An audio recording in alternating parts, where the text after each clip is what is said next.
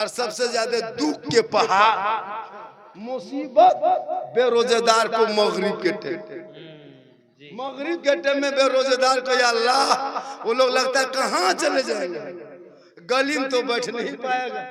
मगरिब के टाइम में गलिया में बैठेगा, अरे लाज शर्म है न रे, यहाँ गलिया में का है बैठा रे।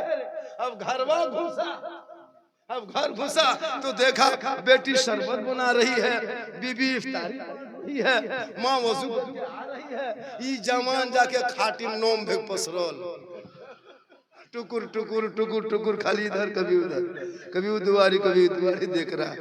अब बेटी वहाँ इफ्तारी करेगी, बीबी इफ्तारी करेगी, अरे घर के गार्जियन एकदम भिखमंगा की तरह टुकुर टुकुर टुकुर, दया लगता है, उसका मुंह देखना रहम लगता है, या अल्लाह हे परवरदिगार टुकुर टुकुर टुकुर।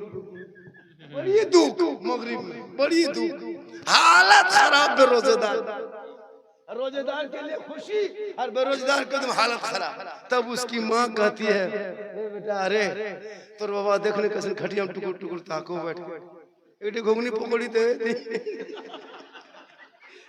दी बेटा, घुगनी पकौड़ी भिख मंगा लगन बैठ गए दे दे, बाद में कभी पहले दे दिया। अब जाके बेटी लाके घुगनी पकौड़ी बाप को दे दिया, अब वो लेके पसीना पसीना, या अल्लाह अजान से पहले खेबो कि बाद में खेबो, हालत खराब। अब ये लोग तो अजान के इंतजार कर रहा है, तुम कहाँ इंतजार कर रहे हो? तुम खाओ बेशरम, जल्दी खाओ, दिन भर तो खावे किया, हम क्यों कौन?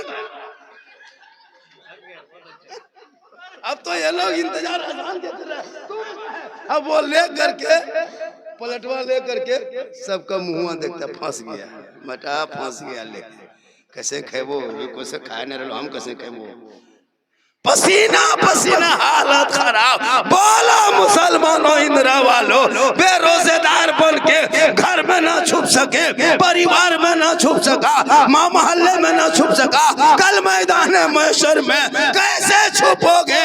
वक्त बचा है, जिंदगी मिली है, रोजा रख लो, रब को मना लो, यहाँ भी कामयाब रहोगे, वहाँ भी कामयाब। इसलिए रोजेदार की बड़ी बरकत होती है।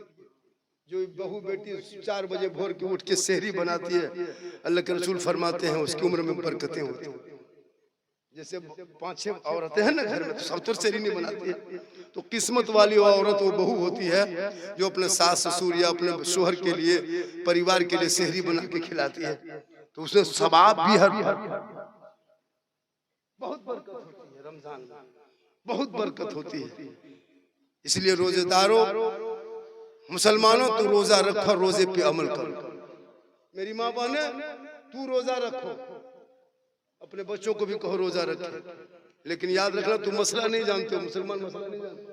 अभी वो सिस्टम चला मोहम्मद साहब, जब तक अजान मस्जिद में नहीं देते तो रोजा नहीं खोले,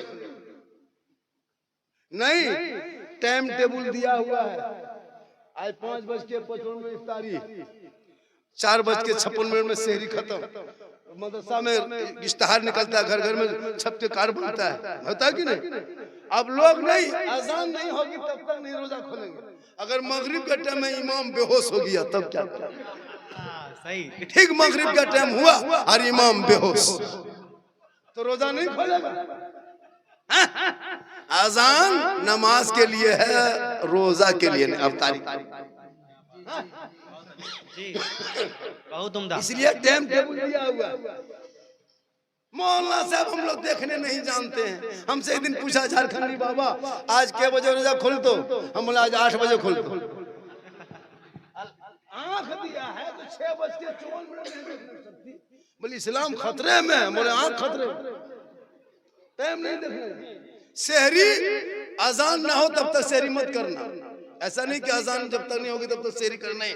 टाइम टेबल दिया हुआ है, 4:56 में सेहरी खत्म, अब खाओगे रोजा नहीं। अब यहाँ इंतजार करता है कि अजान अभी तक नहीं, अजान के टाइम में मौलाना साहब नहीं उठ पाए या मैं खराब हो गया तब क्या करोगे?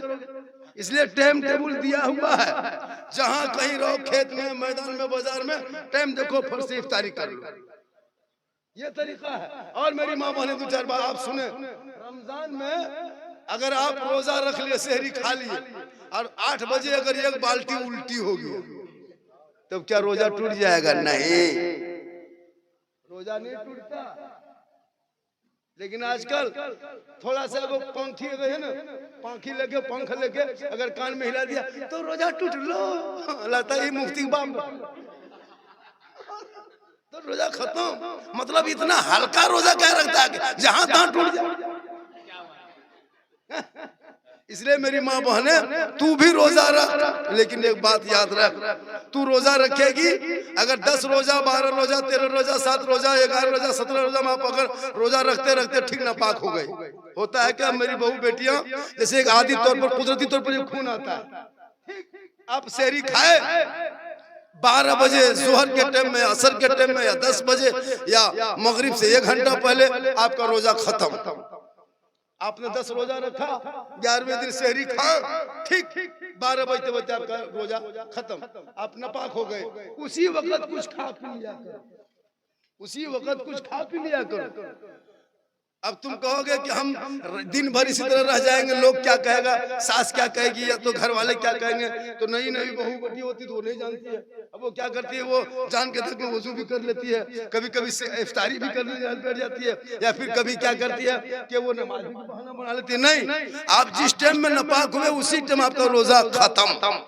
अब अगर आप नहीं खाइएगा तो ये गुनाह है, उसी वक्त खा पी लो। अब खुले में आजाद है कि तुम छुप के खाओ, चेलानिया खाओ, लेकिन बाल बच्चों से छुप के खाना ये बेहतर है। अब बहुत औरतें होती है कि वो रोजा रखा, असर के टाइम में वो नापाक हो गई या 3 बजे नापाक हो गई, वो किसी से नहीं बोली, छुपा कर रखी, और यहाँ तक के वो इफ्तारी भी कर लिया, वजू भी कर लिया, मुसल्लम भी चला गया, ताकि लोग ना जान पाए ये हराम है, हराम है, हराम। इसका जानना बहुत जरूरी है, ये बहुत जानना जरूरी है। इसलिए कि बहुत लोग ऐसे ही करते हैं। नहीं, आपको अगर मगरिब से 20 मिनट पहले अपना बाग हो तो उसी टाइम में खा आपके ऊपर रोजा माफ। इसलिए मसला जानना जरूरी है। बेटियों को पढ़ा दो कुरान और बेहस्ती ज़ेवर, ताकि पढ़ी लिखी बेटियां होगी, ससुराल जाएंगे, शोहर आएंगे, रोजा रखने का हुक्म वो बीवी देगी कि तू रोजा रख, रोजा हम भी रखेंगे, और हो सके तो एक साथ बैठ के इफ्तारी भी कर लो। ये तो सुन्नत, जैसे इफ्तारी करते हैं ना, तो शोहर अपने करता अलग, बीवी अपने अलग। अगर हो सके रमजान में एक ही दस्तरखान में दोनों बैठ के इफ्तारी करें, मियां बीवी, हो सके तो एक ही प्लेट में खाएं, कोई तकलीफ नहीं। अपनी बीवी के साथ खाना ये रसूल की सुन्नत है। हो सके तो पहला लुकमा जब खाना खाने लगो, जैसे अगर एक साथ खाने लगे, और अगर पहला लुकमा उठा के बीवी के मुंह में अगर शोहर डाल देता है तो ये भी रसूल की सुन्नत है। कहें सुभान अल्लाह। यही तकरीर रामगढ़ में कर दी कि जो लड़का अपनी बीवी को पहला लुकमा अगर खिला देता है तो ये सुन्नत है। वो दोपहर में दूसरे दिन बीवी का खानवा आ गया, प्लेट वाला गया, बीवी बोली काची हो, पर मसला मत पूछ, प्लेट लेके बीवी आ गई, बोल साथे बैठ, बोल का है, बोल तू बैठ ना, एक के साथ खेबे, बोला नहीं तुम। अब दोनों एक ही प्लेट में खाने लगे। शोहर बोला कि मुंह में खोल ले, पहला लुकमा तो मुंह में डाल दो, सुनना था। बस पहला लुकमा बनाई और शोहर के मुंह में बीवी मुंह में शोहर ने डाल दिया। उसकी माँ किधर से देख ली, बोल अब ना बचबो, कयामत आ गेलो। बोल क्या हुआ, बोल हमरे घर के बड़का जो ने बड़की खिला दिल को भोदो, अब घर मर गो। ये सुनना है प्यारे आका जनाबे मोहम्मद रसूलुल्लाह। एक मरतबा हजरत आयशा सिद्दीका रज़ियल्लाहु ताला अन्हा से फरमाती है, ए आयशा मुझको पानी पिला, विको थोड़ा कम कीजिए, विको कम कीजिए, मुझको पानी पिला, मुझको पानी पिला। ऐसा सिद्दीक़ा रज़ियल्लाहु ताला अन्हा घड़े के तरफ जाने लगी। आका फरमाते ए ऐशा उधर कहाँ जा रही हो? कहा या रसूल अल्लाह मैं पानी लाने जा रही हूँ। आका फरमाते ऐशा तेरे हाथ में पहले से क्या है? कहा बर्तन है। कहा बर्तन में क्या है? कहा पानी है। कहा कौन सा पानी है? कहा या रसूल अल्लाह मैं जो पानी पी रही थी वो आधा पानी बच गया है। आका फरमाते ए ऐशा उसी पानी को लेके आ और उसी बर्तन को लेके आ। गौर कीजिएगा, आका फरमाते ऐशा जो तुम पानी पी रही थी ना और जो पानी पिया वो बच गया है वही पानी लेके आ जा ऐशा। तो ऐशा सिद्दीक़ा लाके उसी पानी को रसूल के दस्ते मुबारक में दे दिए। आका फरमाते ऐशा तुमने बर्तन में लब कहाँ लगाई थी? मुंह लब बोलना ऐशा हम भी वही लब लगा के पानी पिएंगे और दुनिया वालों को बता देंगे कि अगर जो बीवी का बचा हुआ पानी अगर शोहर पी लेता है तो ये कोई खता नहीं बल्कि रसूल की सुन्नत। लेकिन जानबूझ के पीजिएगा, कहीं ऐसा नहीं कि कल जाके पी दीजिए घर में देहात में जानता नहीं। अब अगर बीवी पानी पी रही है और वो आधा पानी अगर गिलास में अगर शोहर पी ले पूरे गांव में चर्चा।